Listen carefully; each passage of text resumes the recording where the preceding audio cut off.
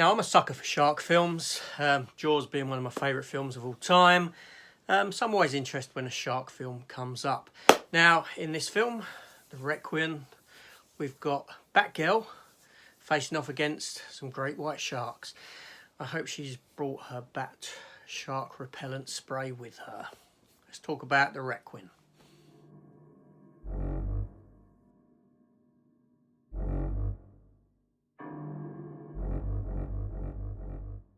Okay, so this film's just dropped on Amazon. Like I said, I have to watch it. It's a shark film, and I like sort of creature features like that.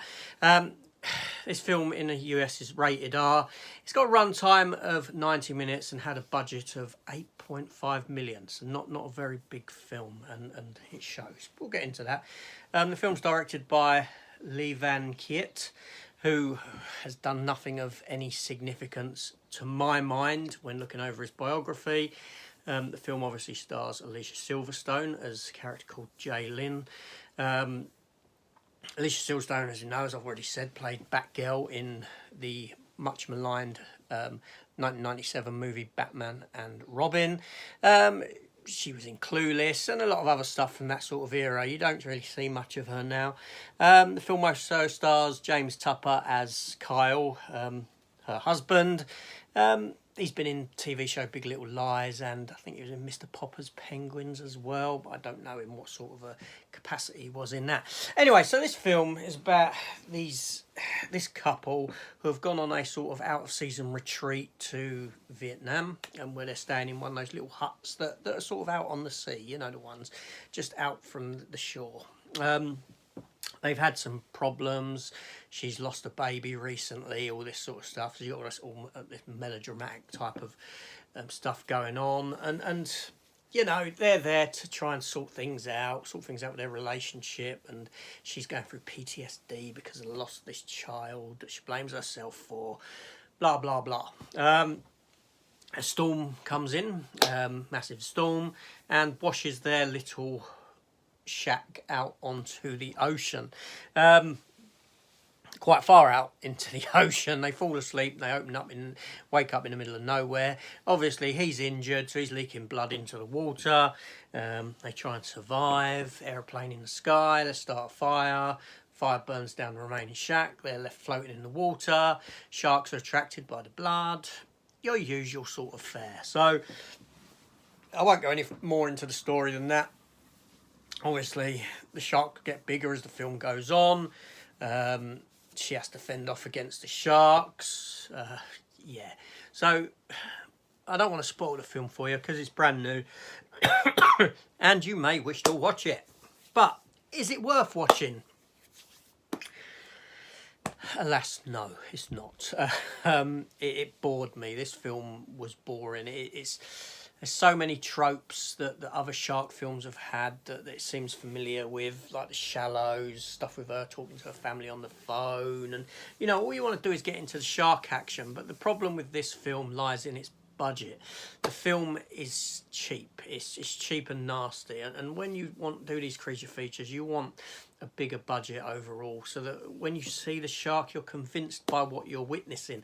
Not only that, but the visual effects in the film are pretty poor. There's scenes where you've got long shots of the hut floating on the ocean, and it looks like it's just floating on air. It doesn't look like, you know, it's not imposed properly with the water. It just doesn't look correct.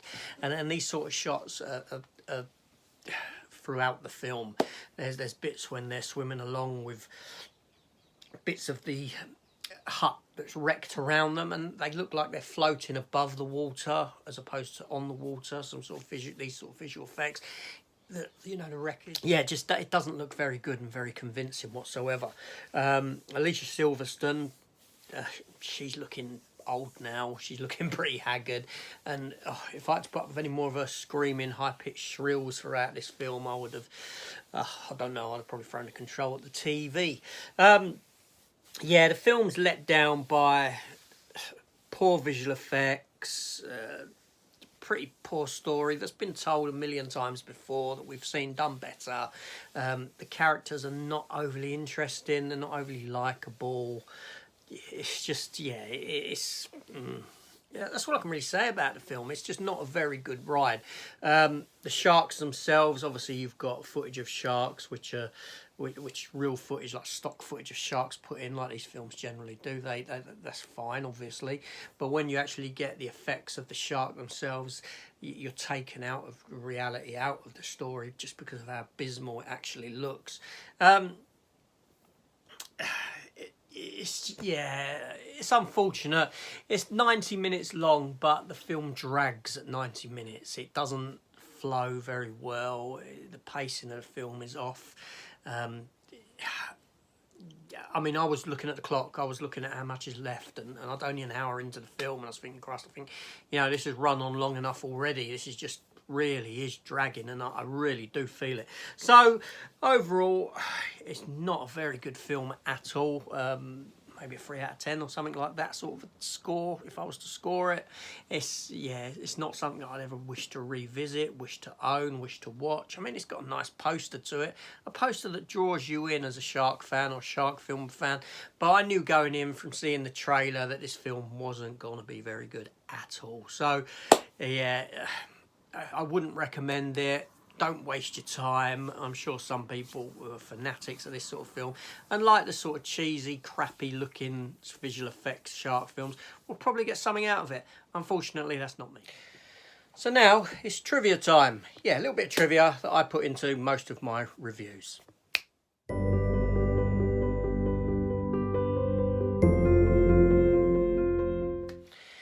Okay, so yeah, trivia for this film. Let's have a look.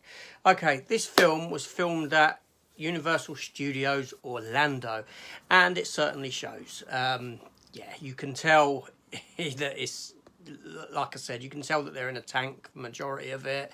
There are some bits that are done elsewhere, obviously, but for the most part, this would have been filmed in sound stages. During production, the producers boasted the film having over 1,000 visual effects shots, which isn't hard to believe. Unfortunately, they're all crap. Yes.